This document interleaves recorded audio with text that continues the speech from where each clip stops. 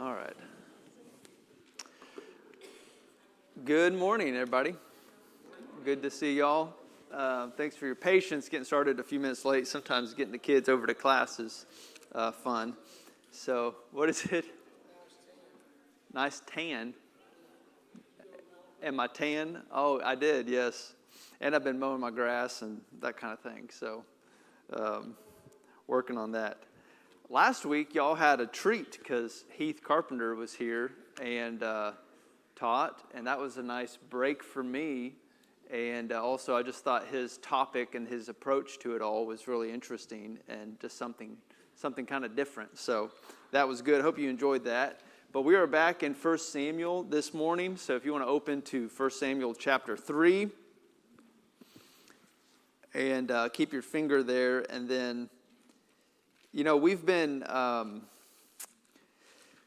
just been walking through this text for several weeks now, and there's two main characters that the story has set up so far, and those include Eli, the priest, and then Samuel, who's been born, and maybe it's focused more on Hannah in some ways, but really it's focused on the character of Samuel. And so we see these stories combine. They've been combining for a few chapters, but they really combine here in chapter 3. And I wanted to look at something very briefly before we get started in chapter 8. And this may or may not connect exactly to what we're talking about here in chapter 3 as we read through that this morning. That's our plan, is just to try to get through chapter 3. We've talked about Eli and how he did not do right by his boys, or something happened where the priest of God should have known better and taught better and had sons that did better. And even one of the rebukes here that we'll read about in chapter 3, or one of the rebukes of God for Eli, is that he did not restrain his sons from doing the things that they did. And I think when we read the Bible, we sometimes are tempted to read it as if the characters and the story kind of just fits into our categories and our expectations and those sorts of things. And very easily, this is true for me anyway, I don't know if it's true for you, but I tend to just start thinking, okay, who are the good guys and who are the bad guys, right?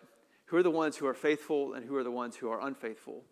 The protagonists, the antagonists, the heroes, and the villains. And there's a bit of that in Scripture, of course. You have, those people who are faithful and those who are the enemies of the people of God and those sorts of things. But then once you start getting into the story, it gets a lot more complicated than that, doesn't it? I mean, Israel, the people of God, that people that's so unfaithful so much of the time. And even some of our favorite characters of the Bible, apart from Jesus, who's the only perfect person to ever live, had flaws and struggles, and we see that. And so this is a really interesting little passage here in chapter 8. I just wanted to throw this out there to maybe put some balance in the conversation about Eli and his sons. And I don't really know what to make of this, but it's pretty fascinating to me. In chapter 8, it says, when Samuel, this is the self-same Samuel that we've been talking about here for a while, this prophet, became old, he made his sons judges over Israel. The name of his firstborn was Joel, and the name of his second Abijah. They were judges in Beersheba. Yet his sons did not walk in his ways, but turned aside after gain, and they took bribes and perverted justice. Isn't that interesting? That, we've been getting on Eli's case for being a poor father or not doing right by his boys. And surely Samuel's going to get it right, because Samuel's the man of God, and God was working through Hannah and all this, and then we read just this little snippet about Samuel's sons that were also unfaithful, and I don't know what that makes you think of, but I mean, for me, it reminds me that yea, for the grace of God, there go I. Is that saying, right? All of us need the grace of God. There's no guarantees. I mean, whether Eli or Samuel were terrific people and parents, I mean, there's no guarantees of how children turn out. Anyway, it's one of those things that you scratch your head and it makes you pause a little bit with how severe we've been on Eli to see, well, Samuel's own sons apparently did not turn out so well. Anybody have any reflections on that or comments? I find that really interesting. Yes, sir? Eli raised Samuel. That's right. Yeah. So he had that example. Maybe so. Maybe it was, again, Eli's impact on Samuel that where he got his idea of what it looks like to be a father, and maybe that translated into how he was a father to his children. Yeah, I don't know. Carol? I think of David, who we Yeah. about the second person, how he was Yeah. a man after God's own heart, and he certainly failed with his children. Yeah. Two of them rebelled against him, and Yeah. one raped his daughter, and Mm-hmm. well, I don't know about the rest of them, but that's certainly. Yeah. Yeah, you read David's life, it's a mess, right? So it ought to, it ought to give us pause anyway. Not to say that there's not things that we can do well, but at the end of the day, I think I heard it said one time, sometimes we paint the picture of the kind of perfect Christian family today and how things are supposed to go and turn out. And somebody said, if you have that kind of situation with your kids and your household, that's the exception in the biblical story, because most of the kids and the home lives that we read about in Scripture are pretty broken, actually, even by people like David, who were after God's own heart. His life and his family was a mess. All right, so that's just to maybe temper some of the conversation about Eli. I read that several weeks ago as I was reading through Samuel and thought, isn't that an interesting little detail that they give us that maybe even raises some questions about Samuel. And what are we to expect? But, every person, as we know, apart from Christ, is imperfect, is imperfect. And so we all fall short, and there's brokenness that's in us. And, the hands that hold these children that God gives us are flawed and sinful, right? And so that impacts them also. All right, so let's start back in chapter 3. And as I mentioned just a moment ago, this is where the story really combines in an interesting way, and then it really leaves behind more and more the story of Eli and focuses on Samuel and then eventually on King Saul. So we'll read this as we've been doing and just talk through what we're reading. So 1 Samuel chapter 3, verse 1. Now the boy Samuel was ministering to the Lord in the presence of Eli. So he's still a young boy here. The word of the Lord was rare in those days. There was no frequent vision. At that time, Eli, whose eyesight had begun to grow dim so that he could not see, was lying down in his own place. The lamp of God had not yet gone out, and Samuel was lying down in the temple of the Lord where the ark of God was. Then the Lord called Samuel, and he said, "Here I am," and ran to Eli and said, "Here I am, for you called me." But he, Eli, said, "I did not call, lie down again." And so he went and lay down. And the Lord called again, "Samuel." And Samuel arose and went to Eli and said, "Here I am, for you called me." But he said, "I did not call, my son, lie down again." Now Samuel did not yet know the Lord, and the word of the Lord had not yet been revealed to him.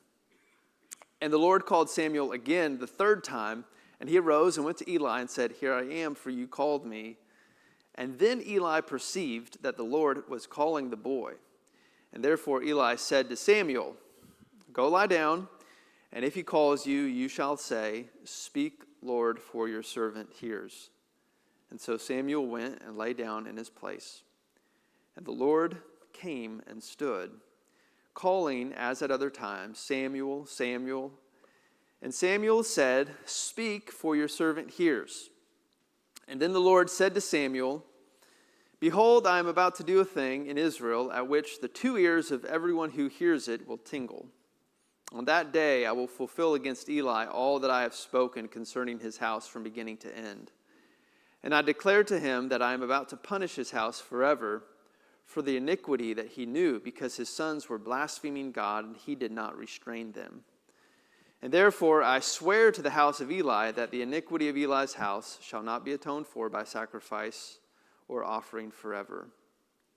And Samuel lay until morning, and then he opened the doors of the house of the Lord, and Samuel was afraid to tell the vision to Eli. But Eli called Samuel and said, Samuel, my son. And he said, Here I am. And Eli said, What was it that he told you? Do not hide it from me. May God do so to you and more also if you hide anything from me of all that he told you. And so Samuel told him everything and hid nothing from him. And he said, It is the Lord.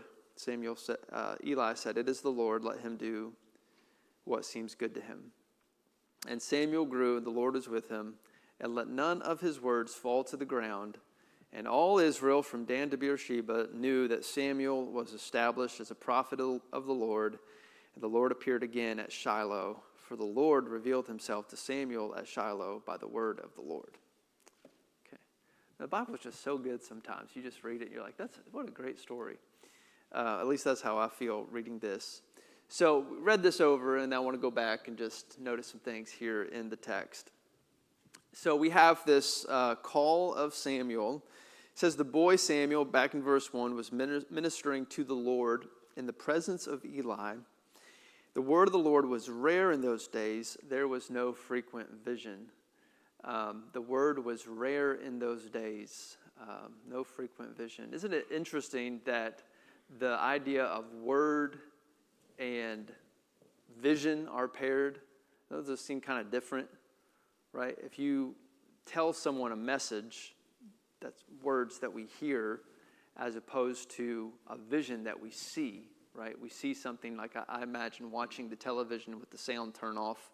That's a vision as opposed to a message, a word of the Lord that we hear and then, kind of proclaim beyond that. But we often see word and sight, vision combined, especially in the prophets, right? Where you have the word of the Lord came to somebody and this is what this person saw.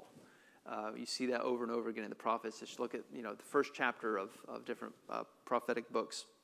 So those are often combined. But the word was rare. What do you think that means? The word was rare in those days. Why was that, or what exactly do you think that means? People in charge are seeking. Okay, yeah. So the reason might have been because the people in charge, Eli and his sons, were not seeking the Lord, right? Maybe there's something cyclical. Is that the right word? Cyclical in, if you reject the word of God, God will continue to knock and try to, get that word. But eventually, what's God going to do? Draw back, right? It's kind of like the Spirit. Paul talks about don't grieve the Spirit because the Spirit's trying to work in your life to sanctify you, to make you more like Jesus. But if we keep, spooking the Spirit away, driving the Spirit away, not listening to the Spirit, not wanting to be conformed to Christ, what's that Spirit going to do? It's going to be grieved. It's going to withdraw from our lives. So yeah, I think there's something cyclical here that what Eli needed was the word of the Lord, but because of his lack of faithfulness and obedience, that word was rare, right? God doesn't give up on his people, right? And that's why he's working through Hannah. That's why he's working through Samuel, because he's finding another way to get to his people, even if Eli's not going to listen. Yeah. Any other thoughts on that? The word of the Lord was rare in those days. Man, usually the Lord can be found if you're seeking it and looking for Yeah. it. Of course, if we back up and consider, Eli's sons and the attitude and the things that, maybe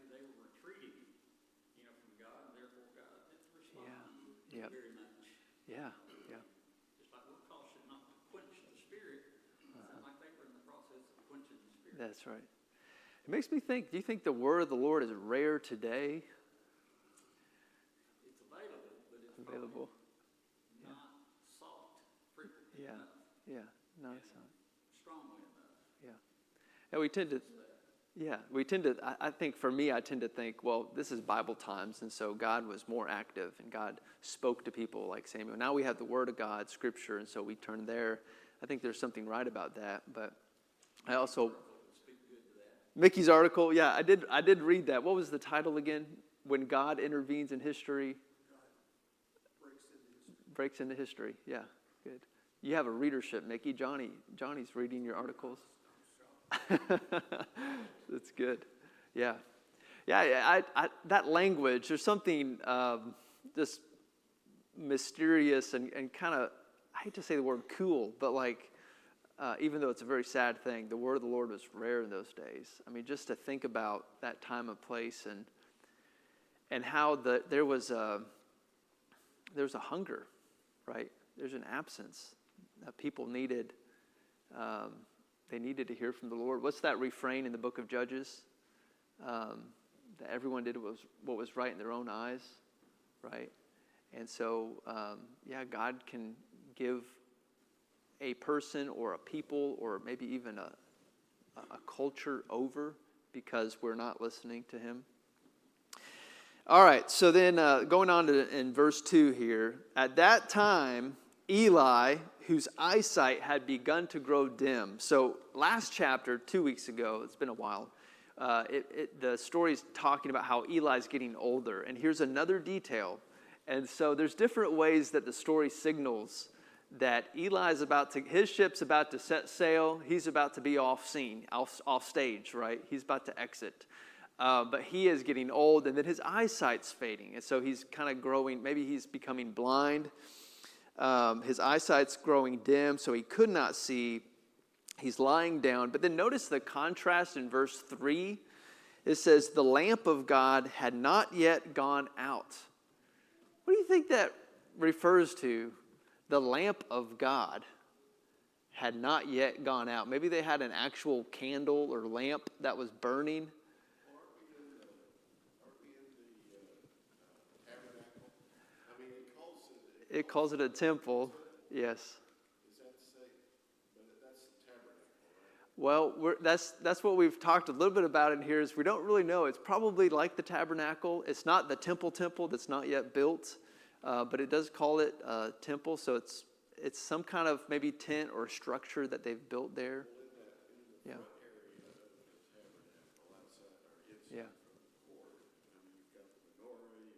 Okay. The ark, the ark's in the holy, which is interesting because it says he sleeps where the ark is. Uh-huh.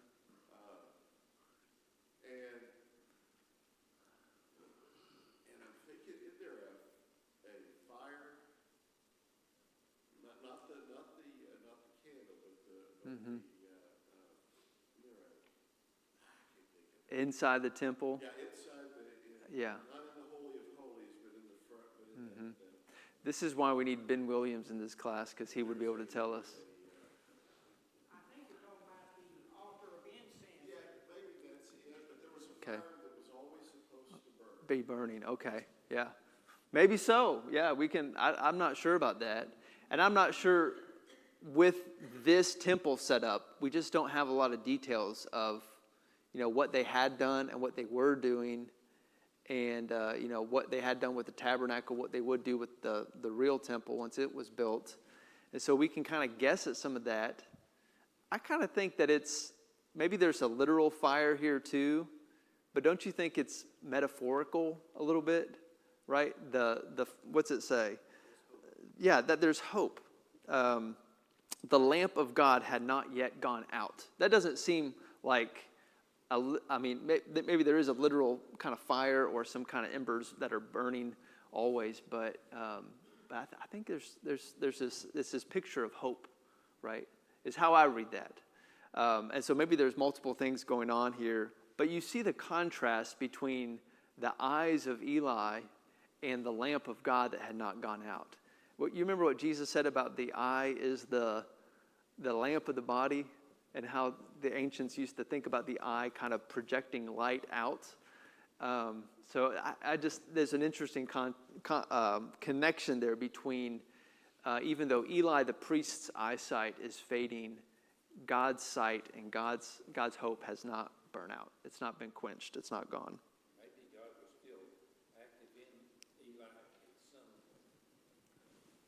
not gone. Oh, sure. His life is still not, he's still alive. Still has a use. But the light is dim. His eyes are fading, and the lamp of God's not gone out. Mm-hmm. I Yeah. see it as a health problem, saying Eli is still, maybe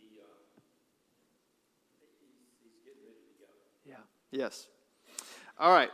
So Samuel's lying down in the temple of the Lord where the ark of God was. So Eli is lying down in his own place. And verse 3 says Samuel's lying down where the ark of God was. So they're paired together. In the last few chapters, those of you who've been here, we've seen how the story has gone back and forth, right? Between, it'll talk about Eli some, and then it'll cut over to Samuel. It'll cut back to Eli and his sons, and it'll go over to Samuel. And so now we have, again, these stories are combining. They're in the same place. They're lying down in the same place. And so we, instead of going back and forth, we really see them brought together, and then there'll be, a departure from Eli. So just narratively, what's going on is really interesting. All right, so verse 4. The Lord called Samuel, and he said, "Here I am." I remember when I was learning Hebrew, which I don't know much, I don't remember a whole lot of these days, but there's this expression in the Hebrew that is Hineni. Y'all say Hineni. Hineni, yeah, that means here I am.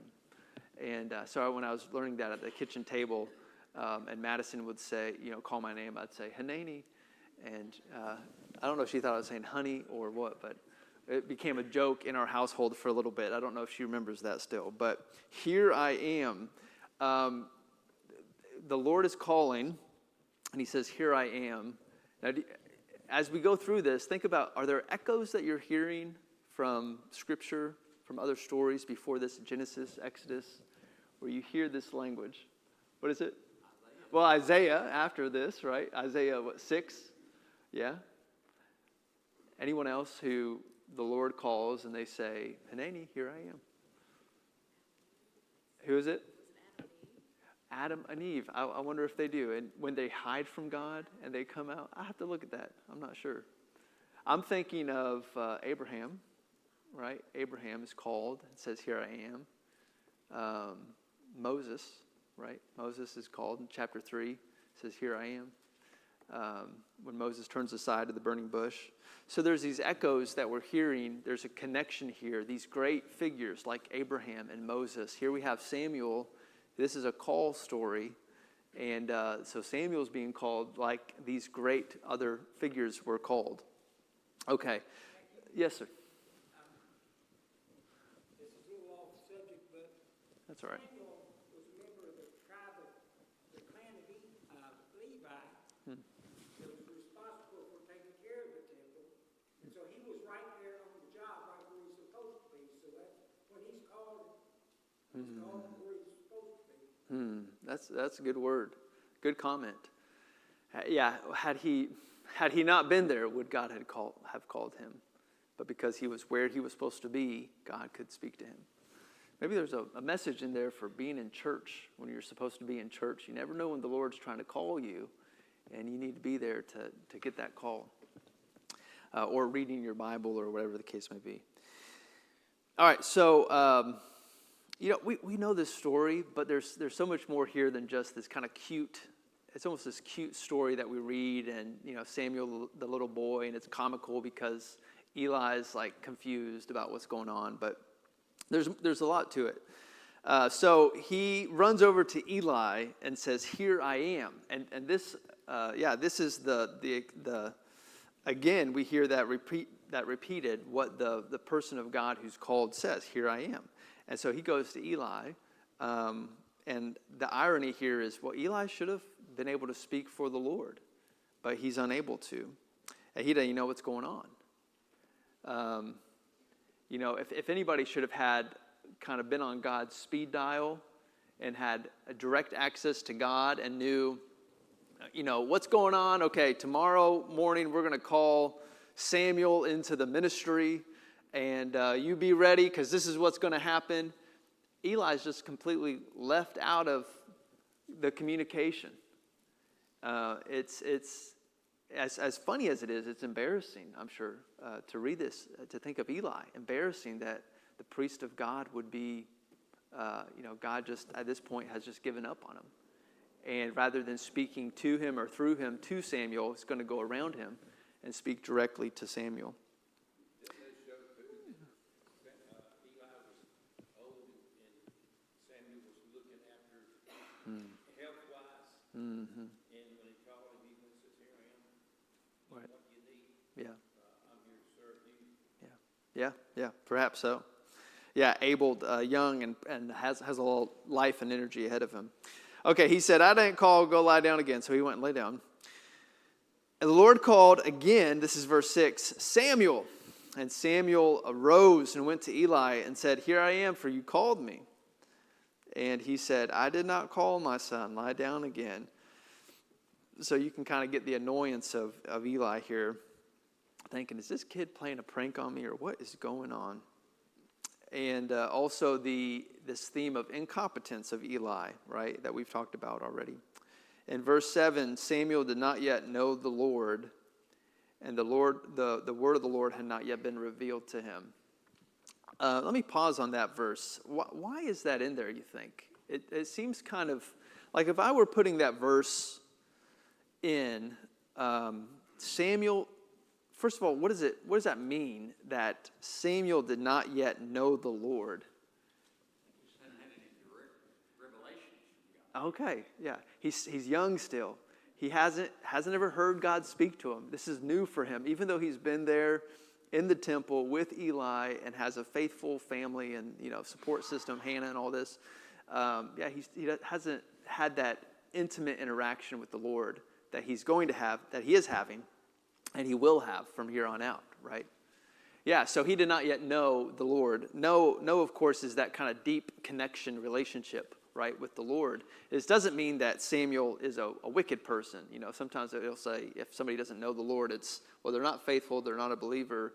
This just means kind of a connection, I think, or that experience of really speaking with God or having God speak to you. Yes, sir? Because that stumped me, because it said he's been ministered. I think this is like the second time. Yeah. He's been ministering to the Lord. So what does ministering to the Lord for Eli? Yeah. I think it means doing the temple duties, right? Yeah. Whatever that would have been, maybe keeping that light going or cleaning or putting stuff out or people that come there to worship and Not necessarily giving a sermon about. yeah, I don't think so. Yeah, I don't think so. So yeah, ministering that word minister just means service, right? So some kind of temple service that he's performing. But yeah, he knows about God, and he's certainly read or had the scriptures read to him, the stories told to him, all of that. But he doesn't yet know the Lord. And why it's here, I think, and then I'll get your comment. Why it's here is how many times has God spoken to him at this point? You come to verse 7. How many times has God called out to Samuel? Twice. How many times is he going to call? 3 times, which is this divine or complete number of 3. So this is after the second, before the third and final where he actually gets it. So it kind of builds the anticipation of we're almost there. This is just about to happen. I would have probably put it back in verse 1 and said, now this is what's happening. Samuel didn't know the Lord. But whoever wrote this puts it here, I think, to just increase the tension and anticipation of, and this is now happening, right? Yes, ma'am. I don't know. No, I don't know that we know that, how old he was. This has been, I think it's been several years. The story has progressed. Eli continues to get old and older. He gets there when he's been weaned, so we think that that's 3 or 4 years old, something like that probably. And then, so I would guess, you know, I don't know, teenager age or so, a young man. You know, Jesus, we read the little bit in Luke chapter 2 about he grew in wisdom and stature and favor with God and man. And we hear that verse in chapter 2 about Samuel, if I could find it. Where does it say that about Samuel? Yeah, in verse 26 of chapter 2, the boy Samuel continued to grow in stature and favor with the Lord and also with man. Chapter 2, 26. So maybe, I don't know why I think of 12 there, because Jesus was 12, we know. So maybe, but this has been some time even after that, so I'm not sure that we know how old he was. I wonder those things too, and we're left to wonder. I think they were planning, entered the Lord's service at 20 priests to be invited. Okay. It's possible it was somewhere around there. Not necessarily know Yeah. what it was, but it's possible. Okay. 30. Oh, okay. So Mickey's saying maybe 30 years old. That makes sense. Okay. This is a good thing about teaching, is you learn all this stuff that you should know. So I said that on day one. I said the reason I want to teach this is because I don't know it very well and I need help learning it.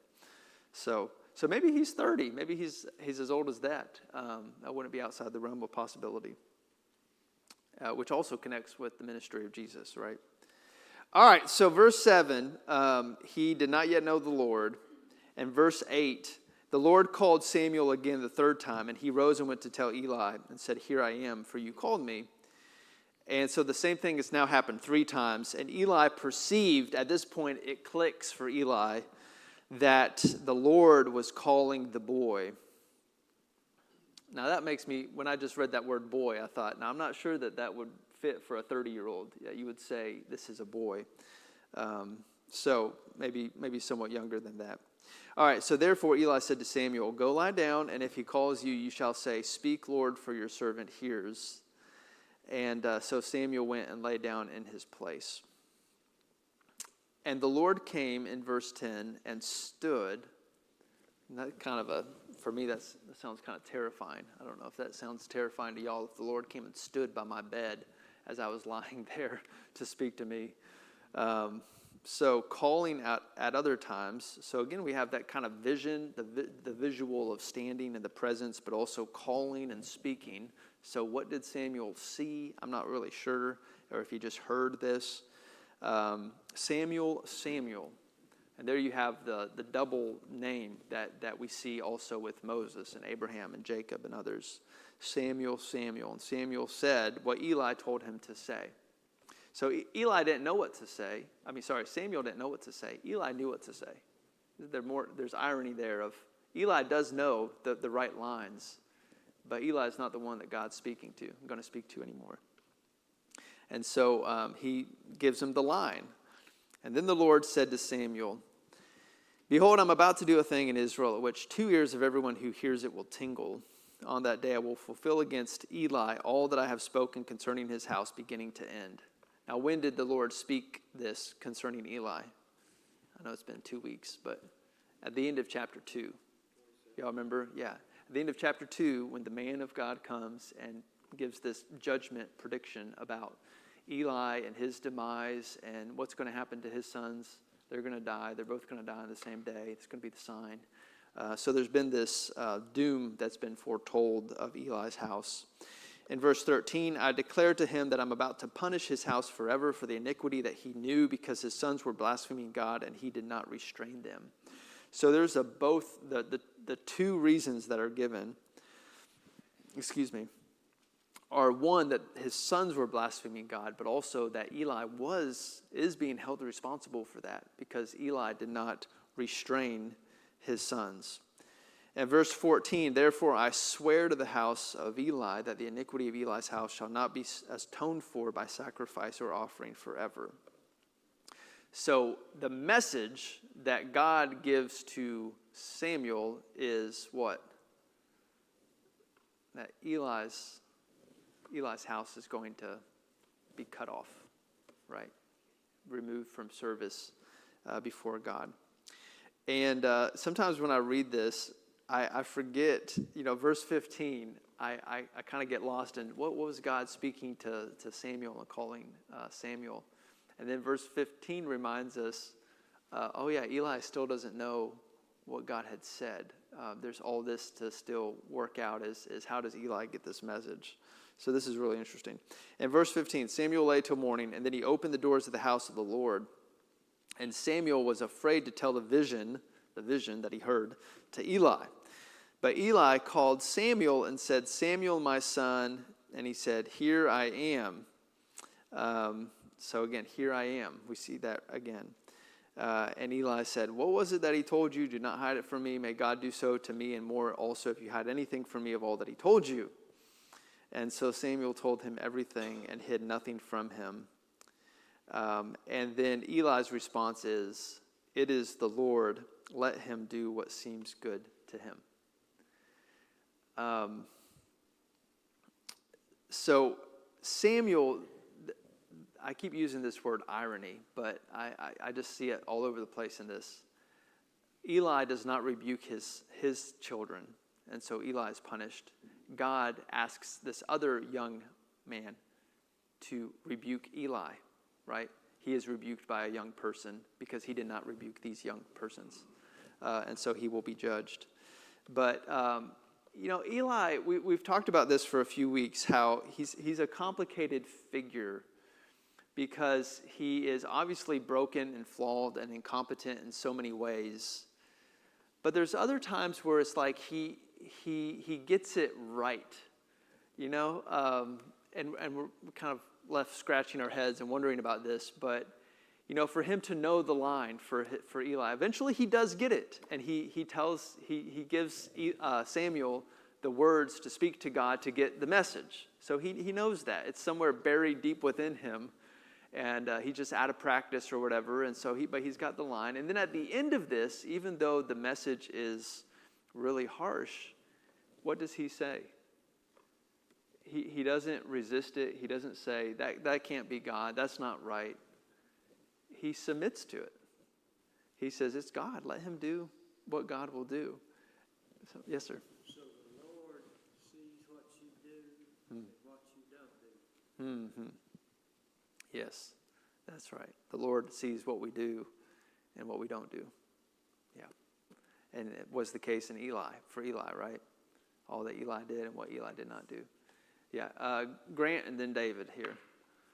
We learned on Wednesday night, reading First Kings, that when David was given telling Solomon what all he needed to do with naming all these characters, that the Bible refers back to the priest at that time. He's told him to do away with him and just fulfill what God had told him. Yeah. Eli. That's right. That's right. Yeah, I mentioned that. Where was that? I mentioned that last 2 weeks ago. I think it was like 1 Kings chapter 4. And I can't find it now. I don't have it down before me. But yeah, there's a moment in Solomon's story where it says this was done in fulfillment of what was spoken back to Eli. So many chapters before, so many years before. Yeah, any other comments on that? Yeah. Oh, yeah, David, sorry. Just let people know. Granny raised me and my sister, and she died 2 months after I got saved. And she was praying that I would. Sounds like the story of Hannah a little bit, right? Well, that's a mother, but yeah, a grandparent raising. Yeah. You can't praying For your kids, yeah.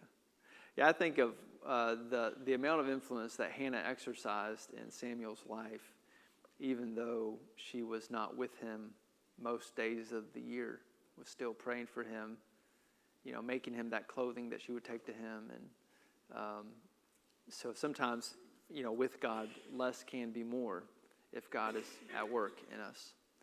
So, yeah. Yes, Hunter, did you have something? Kind of had a thing about Eli, we dog him a lot, but so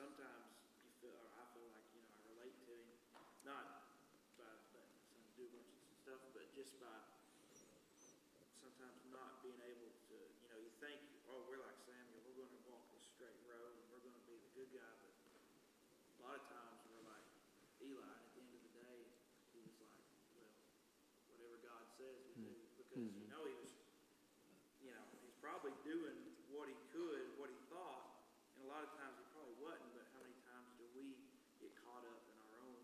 And I think we can learn to be more diligent from this story if we look at Eli and look at ourselves and we say, okay, how are we acting like Eli, and how can we straighten our lives and see what he might or might not have done to get this rebuke? When do we not say something when we should? Eli should have said stuff. Now he's getting punished for that. Yeah. Does that make sense? Yeah, it does. Yeah, these characters, I think maybe in the Old Testament, the best way to see these people are like mirrors, right? Where we see ourselves in people like Eli and think, how am I like that? And how, I think of Eli as this tragic figure that he's not, as I read him, and there's so much detail here about him, I don't just point a finger and say, what an idiot, or what a wicked person. But you see how he's conflicted, how he makes mistakes, and he's incompetent, and some of that's probably no fault of his own, but a lot of it is his fault. God holds him responsible, and he just is kind of making a mess of things, but also seems to have kind of a decent sensibility about who God is and what his role is as priest. And so there's a lot of tragedy there where I hear his story, and it's sad to me. Because He knew the right thing to do, but he didn't. Unable to do it. So we know the right thing to do a lot, but how often do we not do the right thing? Because That's it's right. take us standing up. Yeah. Or, being uncomfortable. Yeah. Right. Yeah, the good that I know to do, if I don't do it, to him it is sin. James 4, right? And Hunter, Romans 7, where Paul is talking about the good that I want to do, I'm unable to do, and the bad that I don't want to do, I do. Who will deliver me, right? And the answer is Jesus. But yeah, we often find ourselves wanting to do good and getting tripped up along the way. So yeah, I see myself here too. Yes, sir. Do you have something? Well, I was going to say what Eli's doing is, in the end, a little bit too late. He's taking responsibility for his actions. Yeah. We all learn from that. Yeah. Taking personal responsibility for your actions instead of, Right. like a lot of others, passed it off. Yeah. Adam passed it off to Eve passed it off to the serpent. Mm-hmm. And it still comes back to it's you. Yeah, that's a good word. Eli doesn't make excuses. He doesn't pass the buck or point fingers. It seems, based on the response here, you always wonder, what was the tone? Did Eli say, humbly say, it is the Lord, let him do what seems good to him? Or did he say, it's the Lord, let him do, and just walk out of the room and say, I don't care. I don't know. It doesn't really say. But yeah, the taking responsibility, it's almost as if he knows. He's like, I know. I've failed at this. Well, he was told already it was going to happen. Yeah. If he didn't. Yeah. And so he knows he didn't. So it's like, Yeah. I'll take my punishment. That's right. And rather than bowing up or, explaining it away or something, taking responsibility. All right. Yes. Verse you were looking at for is in 1 Kings chapter 2, verse 27. Okay. So Solomon removed Abiathar from the priesthood of the Lord, fulfilling the word the Lord has spoken at Shiloh about the house of Eli. There it is. Thank you. 1 Kings 2, 27. Okay. Very good. All right, and then verse 19, Samuel grew, the Lord was with him, let none of his words fall to the ground. I love that language too. None of the words fall to the ground. And all Israel from Dan to Beersheba knew that Samuel was established as a prophet of the Lord. And the Lord appeared again at Shiloh, for the Lord revealed himself to Samuel at Shiloh by the word of the Lord. I appreciate y'all's interactions today. I love the comments and even the questions that I don't know the answers to. I like those too, because they pushed me to go study and figure some things out. So thank y'all for that. And we're dismissed. Be back in here for worship at 10.